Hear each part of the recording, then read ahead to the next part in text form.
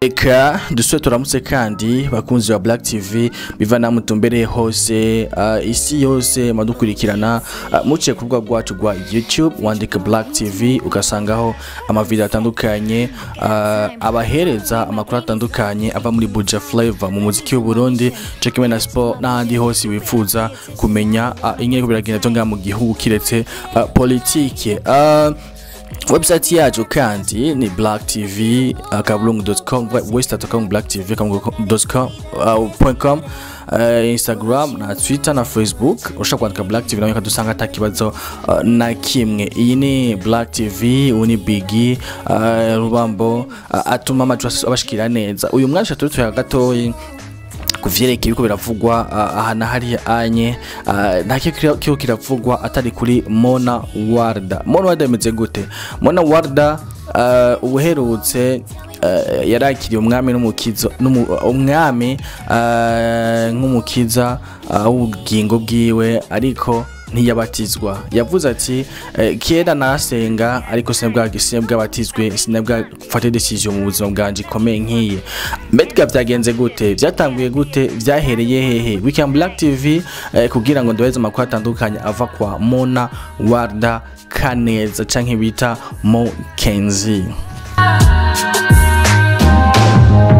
This is the Zumba, baby boy lead me. Ibu bamfi buchonguri kiza step. Nyegera, unyi harise nutinye konarise. Mona Warda ninde? Mona Warda ni umwana agira kabiri umuryango wabo novuga mu muryango w'abana iwabo yavutse bavutse ari abana bake cyane ariko kandi akavuka mu muryango novuga yuko usa nk'uwifashe si nka imiryango bavuga ngo twavukiye mu ghetto canke twavukiye mu ndibuza bugoye canke wabaje kuko murabizeza ko abantu benshi batandukanye bakora umuziki wo canke bakora abagiye mu by'ubumishi canke bagiye mu biki canke bari celebre gushino saha abantu bazwi ubabajeje ubuza bwabo ati je napfuye ndahiye businakura n'amosozi ariko we suko avuga mu muryango ufise amahera umuryango wifashe umuryango wubashwe kandi umuryango umwitaho cyane. Ni Mona Warda yaje universite ariko akagira master kandi kugira ngo shobore kubanda amashuri yewe iyo hejuru anabandanya yiga makuru dufise nanye ivuga yavuga ati cyarugwa gakeza ngaha cya kubandanya niga teko shaka kuba umustar yize ati birafasha kenshi kuko kenshi basita batize ari giye bashika ahantu bikanka ariko warize hagege wikontrola bigakunda ko wikontrola mu vyikura akora kuko murazi ko ubustar kenshi buborera si twebwe gusa nibitwana kwisinzima yo biva bikagera kuko ni kusanga bimeze kenshi bukakuru gusanga ukoze ivyo utokoze usanga ugatangura ku ukunda aho cyane cyangwa ugatangunda uyu muhungu atakunda hoga cyane cyo takunywa inzoga nyinshi cyo gatangwa kugenda amajoro cyane cyangwa gatangwa kuri ari wagiye ibyo byose nibisanga kenshi na kenshi kunda gushikira abastar kenshi mu gihe bati control kandi ivyo bikunda gushikira abastar kenshi usanga bataraba barize atari ko warize biragufasha cyane. Ivyo ni ibintu byavuzwe na Kanumba muzi yakira amafilm Tanzania yayivuze ati chatuye ninga cara amashuri menshi nugira ngo ushobore kumenya uwondi nico ndi ningesha kwifata mu bantu ati ndi simple cyane. Mona tanye nuko nyene mugena yakoranye n'abanditsi n'aba miss yavuze ati jewe niga kubera yuko ndabikunda kandi gakugira ngo ncubwenge nikakugira ngo nzogiho nishikanye kandi gakugira ngo hagiye mfasha mfasha papa wanje na mama wanje kukaba nako wanashaka ati nube gusaba ikintu mama wanje umwaka wa 2016 utkushikino saha ntazi nimbayeho ntazi ikintu kimwe kandi mfata amatagisi misi yose nkoresha ibintu byanje byose misi yose numwe Nuva mu bakobwa ariko arakora cyane kugira ngo shobore kuganya ubuzima bwiwe bwa misi yose. Mu nyuma y'ivyo Mona Warda kandi akaba ari umuvlogger icyo bitanguye maze bafite atagukora kumwe n'intamba mu rugamba n'abandi n'abatandukanye bakigi n'abandi batandukanye ubu nakasiza no kuririmba vyose akabikora mu kiringo gito cyane abimazemwo kuko nkuko yavyivugira yavuze ati Miss Burundi nagiyemwo waswe ya premier dauphine cyangwa cha Miss Burundi 2016 ati kijya gihe no byaca bimfasha ati byafashe cyane kumboostinga kuko byafashije cyane ku bantu bamenya nivyo nakora vyose baranyakiriye neza kubera yuko nari muri Miss Burundi kuko Miss Burundi ayishimira kushika ingejeje no saha ico gihe cha Miss Burundi yivuye ntashitangura ivya vlog vya vlog ati kumezo ofisi impano kuririmba reka nje kuririmba acica kuririmba nkuko mwagiye mabibona ugutandukanye gushika nino sa akasa kiririmba yari indirimbo zitandukanye yari indirimbo indi bahereye ko ari indirimbo itwa Shaka yakoreye muri MA Production yakozwe na Ahmed Pro indirimbo yasohotse ari audio munyumiza ari yasohotse ari video lyrics munyumisohoka ari video nyuma yo ngaho nize zakwirikiye za Tell Me inye shasha ndafuha yabena kidumu niyo collabo yakoze ya mbere y'amateka kwa nta nindi collabo bwakore atari yo nyine yakoye na kidumu inyuma yuko bafise indirimbo zishika zine mani henze gatoye akaba yacavuga ati nkizwe yuko nababwiye ariko yavuze yuko ku mapost yavuze yuko 2012 niho atanga gusenga yakira yemera ko Yesu canke Yesu ari umwami n'umukiza ubuzima bwiwe ariko ati ico gihe ngo nasenga sebwa byemere neza atungiye kuvyemera kwangiye kwakira baptism it's my first time mfashe decision nkiyo iya nama post canke nivyo yivugira mona ward bwiwe avuga ati ni ryambere mfashe decision nki irenze cyane kuko kubatizwa ni ikintu gikomeye cyane wemeye vyinshi wemeye kwifatanya n'uhoraho wemeye kubana n'Imana buzaba bwawe bwose wemeye kugamburukira Imana wemeye kutazoyihemukira bamwe rero bavuze amajambo atandukanye amakomenti atandukanye bati none ga mona ward azatwajagiye kuzifuta abone nk'abaye Justin Mbizi Sembavumba mumengereye cyane numwabonye ikiyadahora numwabonye ikintu atajanwa nuko nyene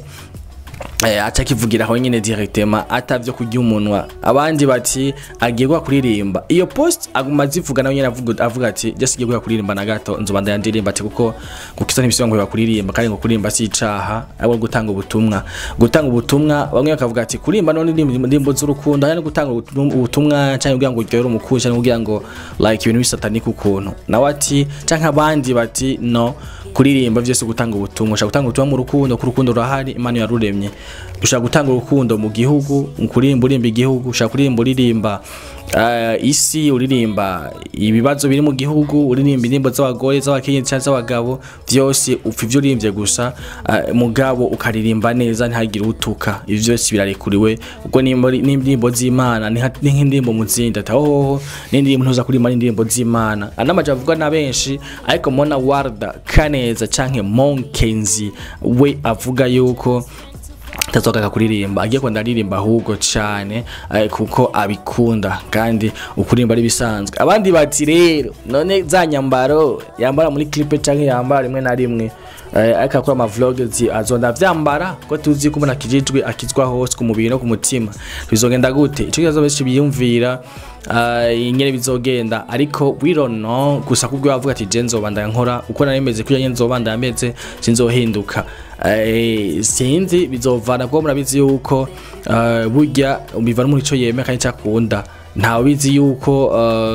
we bazobihagarika cyangwa tazobihagarika kandi bivana umutima wiwiwe kandi murabizi yuko no guheba ikintu umuntu si pampa cyagibera ko directement ni nko guheba inzoga cyangwa bitabi biza bukebuka umwazi nka zipaki 5 ku munsi umwazi 2 waronka inzoga nka 10 ku munsi umwazi 3 mu nyuma ukisanga nyoye imwe mu nyuma yandi mwikakururira mu nyuma ukavamwo ubiheba vyose niko bimeze ibintu vy'inzoga cyangwa vy'itabi nivyo nyene navyo petita gazo yambara nimba mwibaza ko ari nk'icaha nk'akarorero ugasanga agiye nk'ahantu mu bantu ariko akumva umengo ntiyo yambara akaca yambura taka kumenga yambaye kuvumengo arabayije nukuntu ni ya ntandaro ngaho nyene izo wavuye itanguriye aho nyene kugira ngo ashobore kubiheba nimba koko kwambara amabikini muri clip canke kwambara ibitandukanye ahantu uri hose impuzu ngufi canke ari icaha ariko kubganje jewe ndamushimire kandi ndamwifuriza amahirwe menshi muvye karakora n'ivyo bintu byose kuko gukizwa burya nteko gikomeye gose kandi nanje ndabifuriza namwe aho muri